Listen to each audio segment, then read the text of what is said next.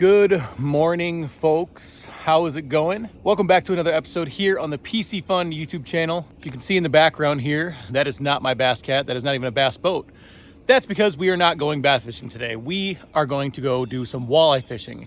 And we are out here in beautiful Green Bay, Wisconsin, headed out to the big lake because it is August, guys. It's August. That means the big mamas are chewing.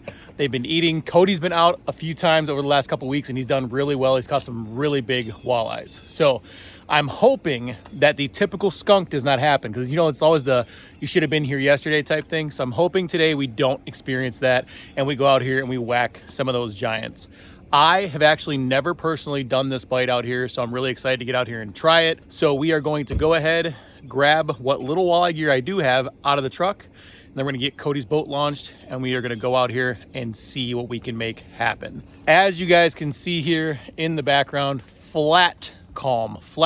So it's hard to say, guys. When you're out live scoping, sometimes flat calm can be great, but it also plays around with the lake's currents, which can turn on or turn off bites as well. So we are going to see what we can make happen.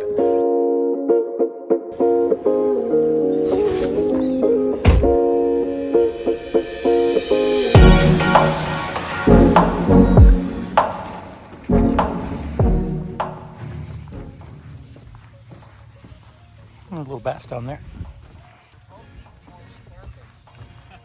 That's what I told him. It's not quite sparkly enough. I want to be fully blinded, not partially blinded. Blinded by the light. Yeah.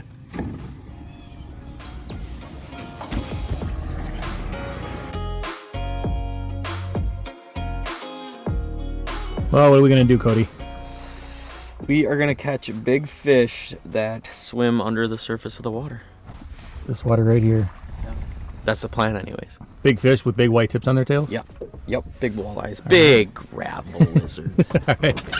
Well, guys, we just got out here. Looks like we're kind of fishing 20-foot depth range or so, but we're gonna just do some scanning around. We got the live scope up front, which always helps a ton. Personally, I become a live scope addict, and I think it's kind of funny because in today's world, you have like this divide where there's people who absolutely hate live scope and think you're a crappy fisherman if you use it, and you have guys who have jumped on that technology train and they have used it to the maximum benefit and they're just crushing big fish. So I guess to each their own. You know, if you don't want to use it, great. If you do want to use it, more power to you. But personally, I absolutely love it, and it has certainly elevated my fishing game in a whole different way. And not even just the fishing game, but understanding how the fish react, how they move, and how their attitudes can even change in a matter of an hour. So definitely something I would look into and save your pennies for if you'd like to do that. Put it this way. I feel bad for anybody that's not using live scope.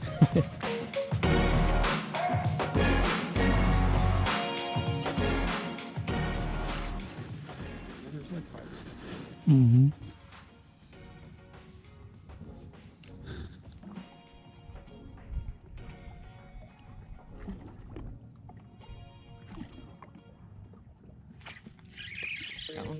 There you go. Keep it tight. Don't give him any slack, otherwise he will get off. All right, guys, we're hooked up. First fish of the morning right here. Feels like a good fish. It's been a little bit tough so far, but that one definitely crushed it.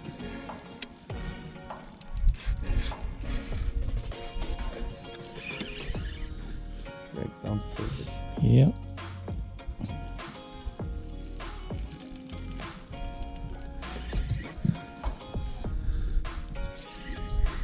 What do you think? Feels good to be hooked into a fish, that's for sure.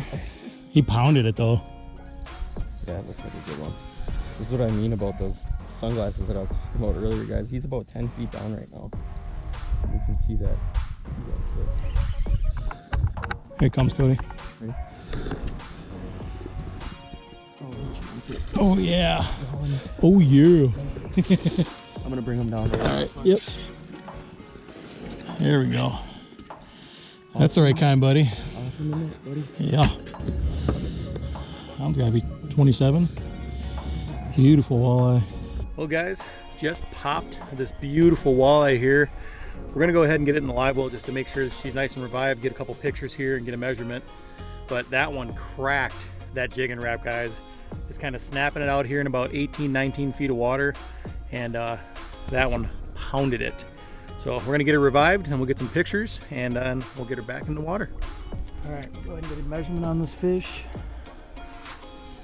Oh wow, smaller than we thought. 26 3/4. Oh wow. Wow. Still a good one though. Yeah, still a beautiful fish though. I go ahead, put that big mama back in the water here and get her released. Good.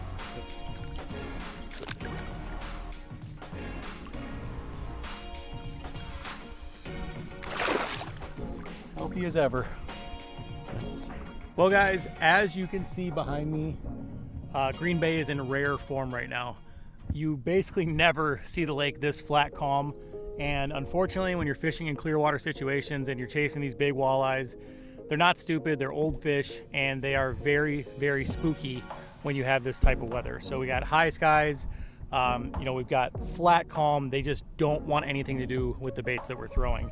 And we've tried a couple of different things. We've tried slow rolling, we've tried the snap jigging, and the one fish that I did pick up that you guys saw earlier, which was a nice one, was on a snap jig, but there's just been no way to really put together a pattern. So I wanted to at least give you guys some value out of this video and talk to you about how we do this, or what you can do if you come out here in Green Bay and you want to try catching these walleyes during the summertime.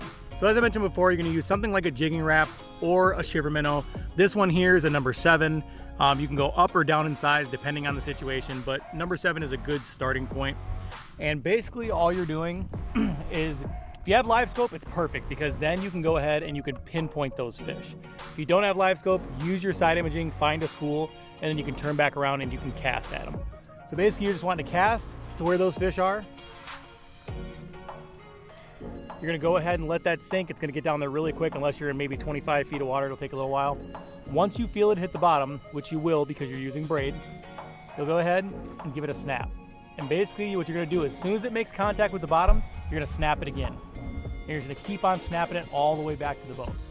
Now what happens is these walleyes are going to follow that bait, and then when you go to snap it, what'll happen is they'll actually pin it to the bottom, and when you go to snap it, that's going to be your hook set. So you just keep snapping it all the way back, and a lot of times these fish will follow it. We've seen it on live scope 20, 30, 40 feet before they actually decide to eat. And honestly, we casted it, I don't know, Cody said we probably casted it 200 fish today.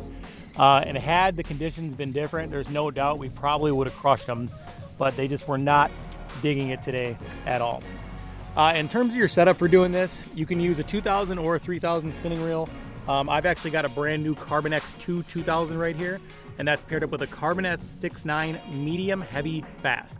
You can do medium heavy. It really depends on the brand of rod, but you just want to have a sensitive enough tip that when you do hook that fish, that you're not going to have those hooks pull free. Another big thing is I would make sure that you're using a high gear ratio spinning reel, because as you're snapping that bait and you're trying to pick up that line, you want to have that speed to be able to get it in and be able to work it effectively. If you have a slow reel, you're going to spend too much time trying to turn and keep up with that bait, and you really can't give it the snapping presentation that you should be. We are probably going to goof around a little bit more out here, guys, see if we can find a couple fish, but all in all, it's been a tough day. I hope you still enjoyed this video. I hope you got some knowledge out of this video, and hopefully the next time we find ourselves out here in Green Bay, we at least have a little bit of a chop so we can catch some more walleyes. Well guys, I am sweating my butt off. It is like 82 degrees out here right now. There is no wind. It is insanely hot, and we only caught one fish today. One fish. And we cast it at a ton, guys. We were using live scope down here, and we cast it at a bunch of fish, watched a bunch of fish follow our baits, switched it up, and like I said earlier, they just didn't want to have it today. So still had a good time out with Cody. It's always fun to get out. We're both pretty busy with our separate schedules, so we don't get to fish together a whole lot. So it's definitely always nice to get out and fish together. Hopefully next time we'll catch some more, but you just can't plan it. You know, unfortunately, when you got a day plan and conditions are what they are, you just got to go out and give it your best and hopefully catch them. But guys, definitely take some of those tips that I gave you if you're in the Wisconsin area. Even if you're in inland lakes, they don't just work on the bay. You can also go to inland lakes and fish offshore structure, humps, things like that. And you can still use a shiver or a jigging wrap out there in the summertime as well, and even all the way through the fall. So take those tips that I gave you guys, go out, give them a shot, try to catch some walleyes on your own in your home lake. And I definitely think you will find that this technique is well worth adding to your arsenal. If you guys haven't yet, go down, smash that subscribe button, leave me a comment, let me know what you do when you're in the midsummer trying to catch walleyes, because obviously this was not the deal today. Got Cody back there doing karate moves, and I said smash. How do you smash it, Cody? How does it go? Smash. All right, guys. Well, thank you for watching, and we will see you on the next one.